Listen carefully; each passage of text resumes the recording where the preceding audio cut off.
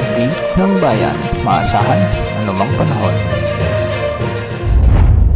Magandang araw po sa ating lahat. Narito na ang pinakauling update sa magiging lagay ng ating panahon sa araw na ito at sa mga susunod na araw. Sa kasalukuyan, patuloy na nakakaapekto ang easterlies o ang mainit at mahalumigmig na hanging nagmumula sa karagatang Pasipiko at nakakaapekto ito ngayon sa malaking bahagi ng bansa, partikular sa may central at southern Luzon, Visayas at Mindanao. Dahil dito, asahan ang bahagyang maulap hanggang sa maulap na kalangitan na may mga panakanakang mga pag-ulan o pagkidlat pagkulog sa mga sumusunod na lugar, partikular sa bahagi ng Metro Manila, sa buong Central Luzon, Calabarzon, sa may Mimaropa, Bicol Region, sa buong Visayas at buong Mindanao. Bagamat kalat-kalat lamang ang mga pag-ulan, pinapayuhan ang lahat na maging alerto lalo na tuwing hapon at gabi dahil ang mga thunderstorm ay maaring magdulot ng mga biglang pagbaha o kaya naman ay pagguho ng lupa lalo na sa mga bulubundukin at mabababang lugar.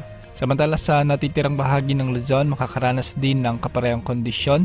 Asahan din ang bagyang maulap hanggang sa maulap na kalangitan na may mga isolated rain showers o thunderstorms na dulot naman ng mga localized thunderstorms. Katulad ng ibang lugar, may banta pa rin ng mga biglang pagbaha at pagguho ng lupa lalo na kung may mga umiiral na severe thunderstorms. Samantala, itinaas na kahapon o nung isang araw ang Pag-asa ang ENSO alert and warning system sa El Nino alert. Ibig sabihin nito, mas tumataas ang posibilidad na mabuo o magkaroon ng El Nino phenomena sa mga susunod na buwan.